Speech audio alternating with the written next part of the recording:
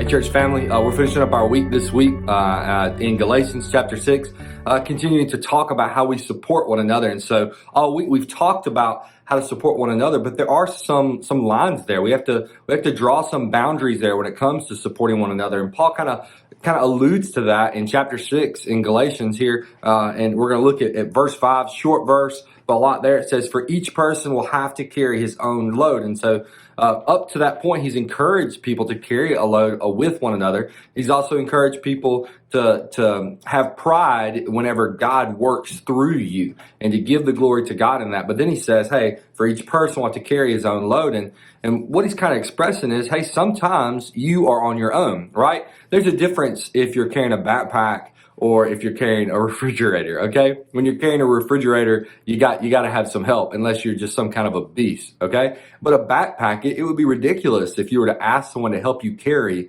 a backpack. And as we walk through life, we deal with struggles that at times are more akin to a backpack than a refrigerator. And so when we have to carry that large struggle, that one that is affecting so much of our life that we can't handle our own, that's when we need to turn to others and we ask for support. That's also when we should go and support other people. However, we have to be careful as the church not to become a crutch for people. Some people find themselves in difficult situations, not because they need support of others, but because they've asked for the support of others for too much.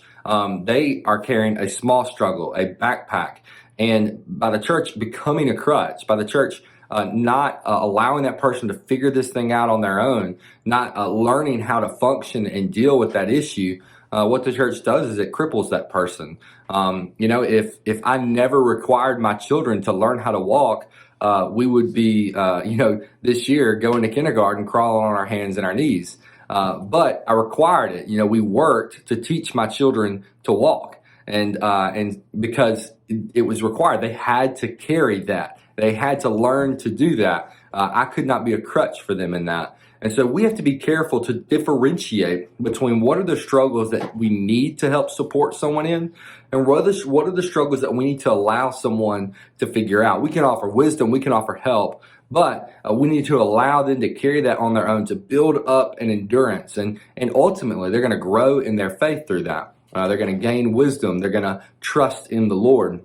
And so we help them mature in their faith. Sometimes whenever we let them carry that backpack of a struggle, and if it's not a refrigerator. So our author gives us a couple of questions just to kind of ponder that idea. He says, how do we know when to help someone carry their burden and when to allow them to carry their own load? So, you can kind of differentiate that. How do you know?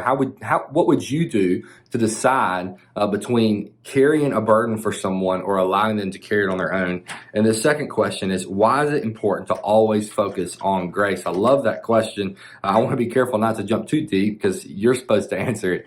But for sure, it is important in all of those situations to approach it with grace, giving the benefit of the doubt. And so again, I hope you'll flesh those two questions out there. They'll show up at the end of the video.